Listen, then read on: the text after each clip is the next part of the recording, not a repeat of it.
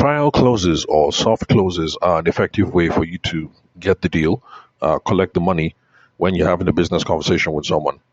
Now, the reason why I'm making this podcast recording today is because lots of Nigerian owners haven't gotten the memo. Lots of Nigerian business owners, entrepreneurs, self-employed people, they haven't they haven't heard about the technique. They haven't heard about the approach, and so because of that, the average Nigerian seems to go for the meeting, have the conversation, make the proposal, make the presentation, send over the PDF, send over the whatever it is, and then they just keep quiet. Some are expecting that the other party is going to say, okay, how much can I have your account details, please? Now, there are times that you're dealing with an actualized buyer who's going to ask you outright, okay, so how much? Yes, I can afford it. What's your account details? And then the person pays. But honestly, those people are few and far in between. In fact, in my back when I was a wedding photographer, I only met one of those people, and she was very straightforward. Here I am. This is what I want. This was how my parents' marriage was. This is the kind of book that they got produced when they got married in Cyprus. I'd like to have something similar done. Can you do this thing or not? Okay. Now that you can do it, what is your account details and how soon can I have it by?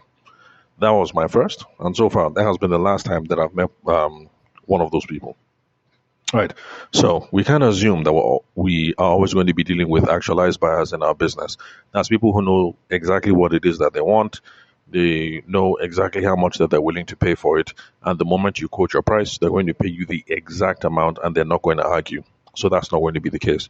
Now, for the rest of us, you have to get familiar with learning how to close. And one of the easiest ways of learning how to close is to try out trial closes, is to try out soft closes because they're easy to do, they're very conversational, they are nothing fancy, and they are nothing, they're not threatening. So, yeah, lots of us should be trying it for our business. So, excuse me. All right, so before we get into the meat of the matter, if you'd like to connect with me, you can call me. Send me a text message or a WhatsApp message on 080-6466-2140. And if you're interested in a 15-minute sales audit or some sort of business audit or process audit, you can WhatsApp me on the same number, 080-6466-2140. And if you'd like to join my WhatsApp channel, just send me a WhatsApp message on the same number and I will hook you up. All right, so the reason why I'm talking about this today is because I just had an engagement with a salesperson who sells on behalf of someone else, and it's absolutely beautiful when a business owner has does the hiring function right for the sales roles, because when you see it work, it's absolutely magic. So a couple of days ago, I was ready to pick my wife up, and so I figured the kids and I would just hang out somewhere, have a quick bite, and then go pick my wife up when she was ready. So as I pulled into the parking lot, I noticed a building. Well, truth is, I have always known that that building was there because one of my clients, who was one of my wedding clients, used to own a business in that building. Oh, sorry, one moment, I'll be back. Okay, sorry about that. I'm back. Speaking about my wife, she's the one who called actually, because I make these podcast recordings from my phone, like some of you have already figured out. So yeah, I dropped her in church for Stations of the Cross. She called, so I thought she was ready for me to go pick her up. But anyway, she just wanted to give me updates. Okay, so this podcast is definitely not about my wife. It's not about my family situation. We're talking about how you can use soft closes and how you can use trial closes to move your business forward. But while I was thinking about that or meditating about that, it now occurred to me that I should talk a bit about why hiring right for the sales role in your business is the right thing to do, and also why it's a good idea to train your sales team. And I was in the middle of telling you guys an encounter that I had with my kids, and you guys will see why it is in your best interest as a business owner to make sure that you hire right and that you also train your sales team. So I just pulled into the parking lot now with my kids, about to go in. But then, above the restaurant, the eatery. Look at me saying restaurant. It's not a fancy place actually. It's what's this place called again? I think it's called the place. Yeah, it's called the place. They have locations in a few places in Abuja, but I hear that it's mostly, excuse me, I hear that it's mostly a Lagos thing. So you Lagosians will know about that. So the place is now in Abuja. So I pulled into the place. But then one of my former clients, when I was a wedding photographer, had a child's daycare, party entertainment business on the top floor. So I looked there and I was like, oh, okay, these people are still here. And I was wondering whether I should give her a call. And then I noticed that one gentleman saw me and then he started walking towards the car. And then he looked straight at me and then he says, Kid City, because that's the name of the business. And then I said, oh no, actually I'm just heading to the place. I was like, oh, okay, all right, no, Allah, sorry, forgive me. I just assumed. I saw you and the kids and I just assumed that you were coming up to Kid City. I said, no, no, no, no, actually, I was just heading to the place, but I'm familiar with the business. Does so and so still run it? And then he's like, oh no, actually, it is so and so. And then he called another person's name. And from there, the guy slipped into, okay, well, since you're familiar and all of that, would you like to have a look to see what facilities that we have now? Because since the last time you were here, I'm sure some of the things have changed. And then I said, no, not really. I'm in a hurry. But I told the guy, okay, look, let me give you my phone number. Just send over some stuff. Let me have a look at. And then he said, okay, no wahala. Took my contact details, made sure he collected my name correctly, stored it right there in my front. And then he said, I'll be in touch, sir. So, no wahala. So me and the kiddos went into the place, and then we had some asun rice, which is not bad. Actually, quite good, quite good. The asun rice was quite good. So we had some asun rice while waiting for wifey. Then while I was there, I was just thinking that man, ain't that good?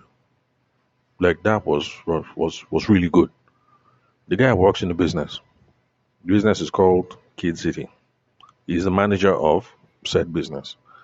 And my guy just assumed that any single parent that shows up there with two or more children, the person is coming to this place.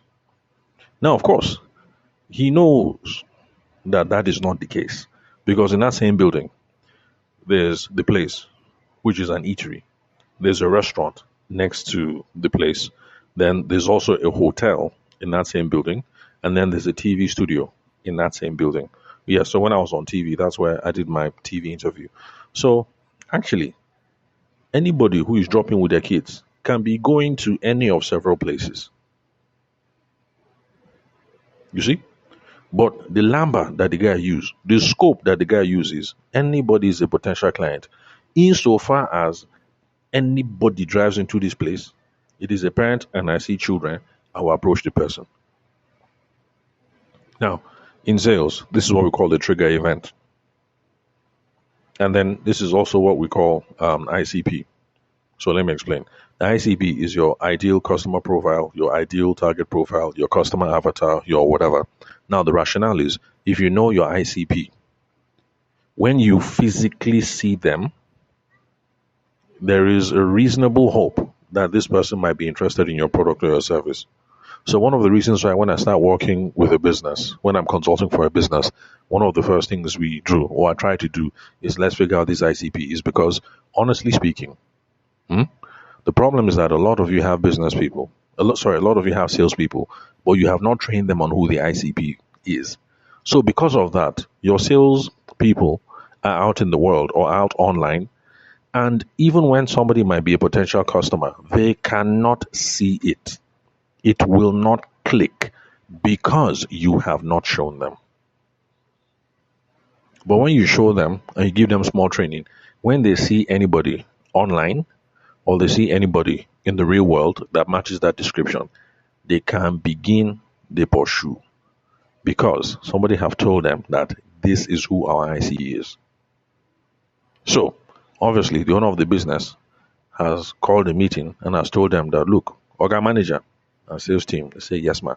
They say anybody that drives into this complex, so long as they come out of this car, they have two or more children, They could be a potential customer.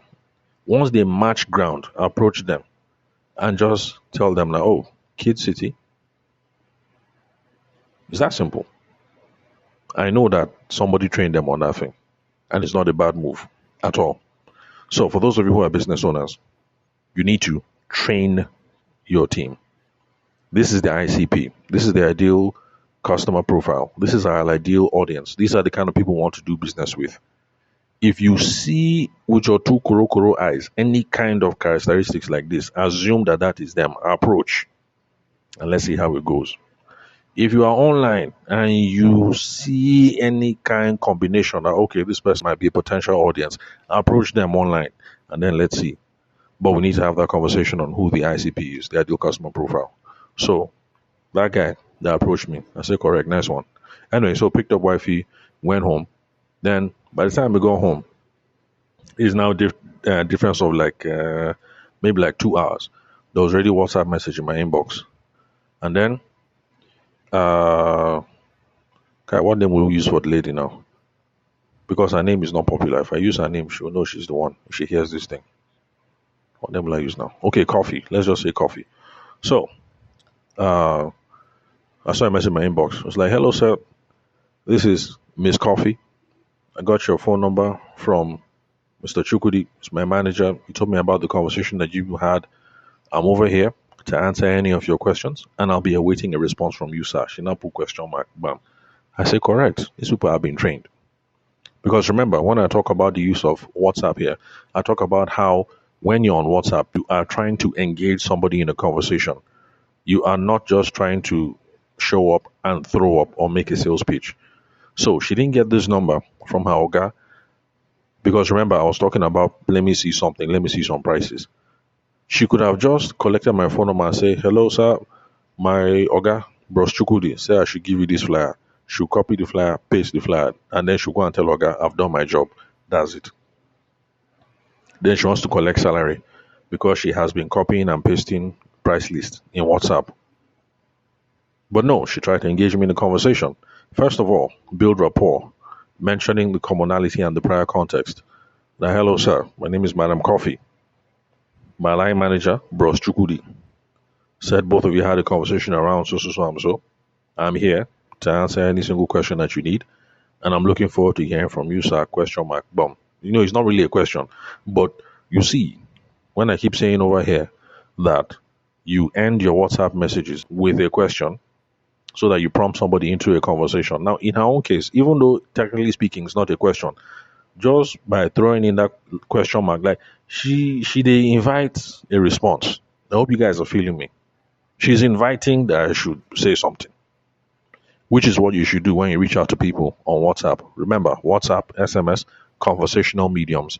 That's the reason why I say that we should not do email unless we have absolutely no other choice because email is not conversational. You can't pull all these moves over on email because first of all, email has the worst open rate. People are not going to open the email, and then email is a more formal something. It's not a conversational something. So if you can get somebody on that WhatsApp, SMS level, it's good. Then of course, conversation bouncing back and forth. Um, she sent it. She said, "Sir, no vex. Let me send a voice note." She sent a voice note where she explained everything. That was also another good move. Collect permission, send a voice note. Because honestly, when people are texting back and forth, a lot of things get lost in context. But she took permission first. For some reason, lots of Nigerian people just assume you can be sending voice note to people somehow. Like, why? Like, I don't know you. Before you send somebody, especially nowadays that people are security conscious, before you send somebody a link, take permission. Oh, sir, I have a link that properly explains blah blah blah. Can I send you the link? It's nice etiquette. Some people just go, they send you link anyhow. Like, why? I don't know you. I'll go and click on what? Click on what I don't know. So you take permission. Oh, sir, I have a PDF that could better explain. Can I send you a voice note? I'll be able to explain better. Oh, can I have a link? Can I send you a link? The link is going to properly explain this, and that. Take permission. So she did that, which is why I know for sure that the owner of that place gave these people training. See why training is important. First of all, hire right people who can take instructions. That's the good part. Then next, you train the people. So she sent voice note, but I still wasn't going to let go because me, I want to brush her off. To be honest, I was trying to brush them off. So I still went on that whole PDF thing and everything and all whatnot. So anyway, no problem. She sent the PDF.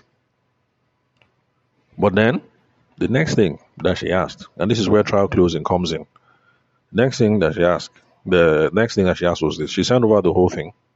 And then she said, Sir, based on what we have been discussing, is it the Easter package that you are interested in? Can you see? She don't dey do soft close. Narrow. I'm talking to somebody. Let me narrow this person into a couple of options.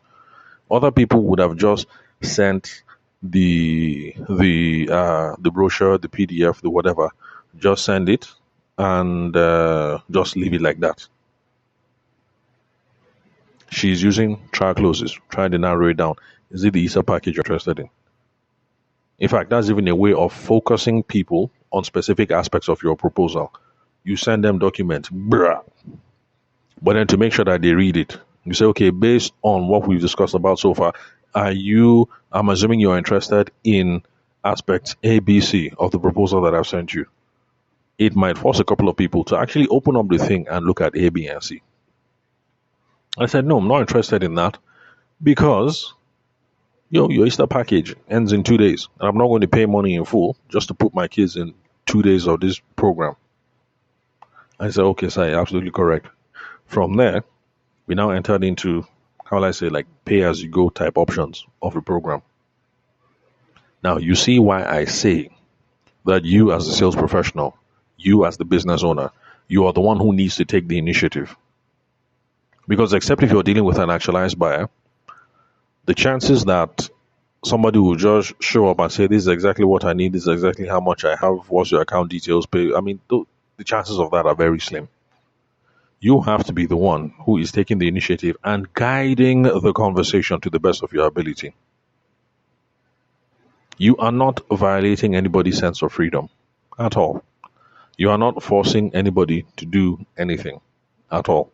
Because at the end of the day, yours is just to propose. It's up to the other person to accept.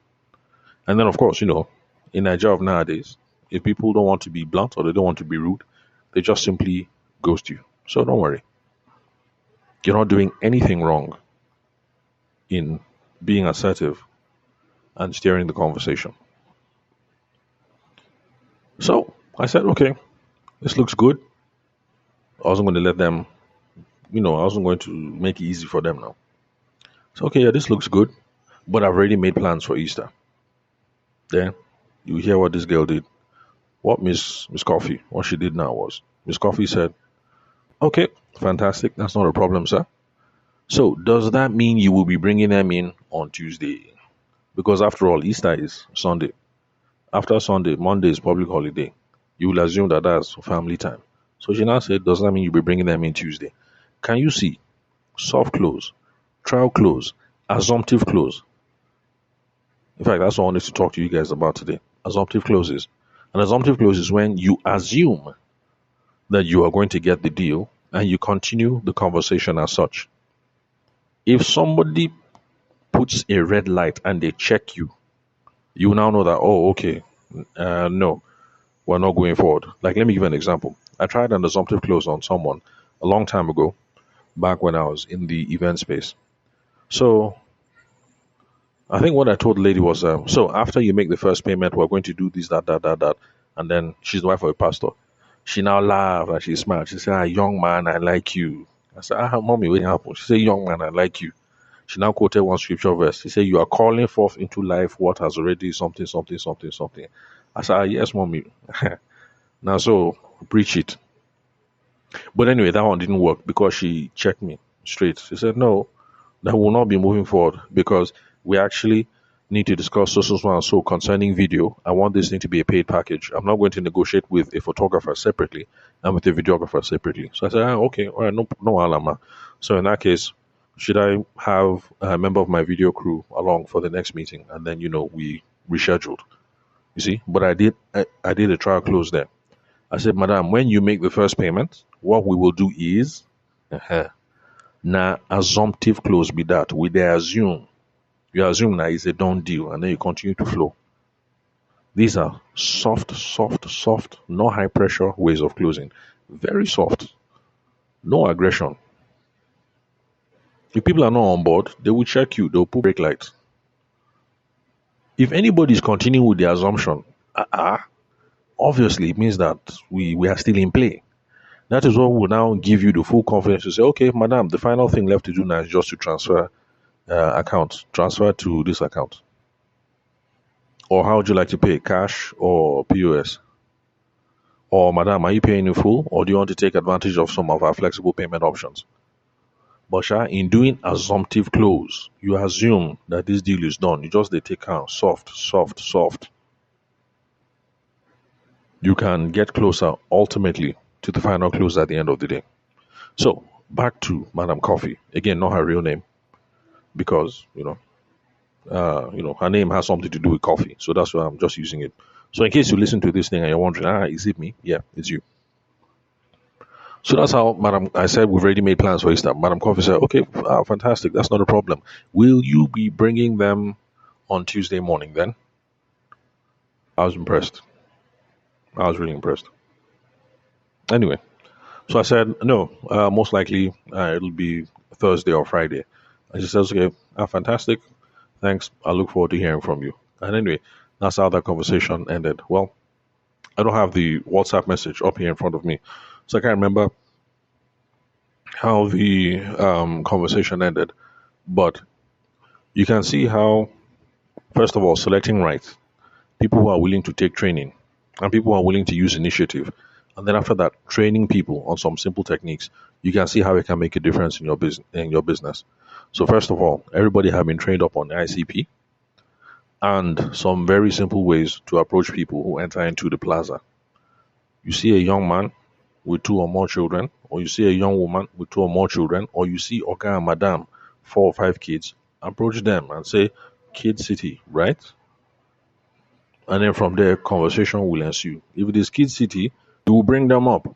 If it is not Kid City, you will talk to them about some of the things that we offer and whether they're interested. And then, of course, the manager, let me just call him Bros Chukudi, the manager, Bros Chukudi, and then the lady upstairs, Madam Coffee. They clearly have this smooth partnership working well. That Bros Chukudi will talk to people downstairs, and then you go funnel them to Madam Coffee upstairs, and then she's the one who's responsible for closing the deal. And then her assumptive manner in moving the conversation along. It's brilliant. Okay, maybe not brilliant because it doesn't require brain power, but it's simple and effective. And lots of Nigerian business people should be doing that. We should be using assumptive closing techniques. We should be using trial closing techniques. It helps us to test the temperature when we're having a conversation with someone. We will know whether this person is actually interested. It will give us a sense of when to accelerate, put your foot on the throttle and move forward, or whether to match brake and do U-turn. Because based on the responses that people will give you while you're having this conversation, you will know whether Oga is feeling me or Madam is irritated. So, honestly, something that simple. Unfortunately, my family and I, we've made plans for Easter. Oh, fantastic. That's not a problem. Does that mean you will be bringing them in on Tuesday? It's not an insulting thing to ask. It's not too intrusive. It's not too troublesome. And it's a fair assumption to make. Then at that point, somebody can clarify and say, actually, young lady, I'm not really interested. Then she will end it there. Or if the guy doesn't want to be too bold, he will ghost. But the thing is, you tried your best. And if it works, he will go to your commission. So, Nigerian business owners, please, assumptive closes, trial closes, very effective, very, very simple. So, like when I was talking to that madam, in fact, I'm good. I'm happy that I'm using that example because these things don't work all the time. I don't want to give anyone the assumption that every single thing I say on this podcast is going to work exactly like I say. So like with the madam, I say, when you make the first payment, madam, we are going to blah, blah, blah, blah, blah.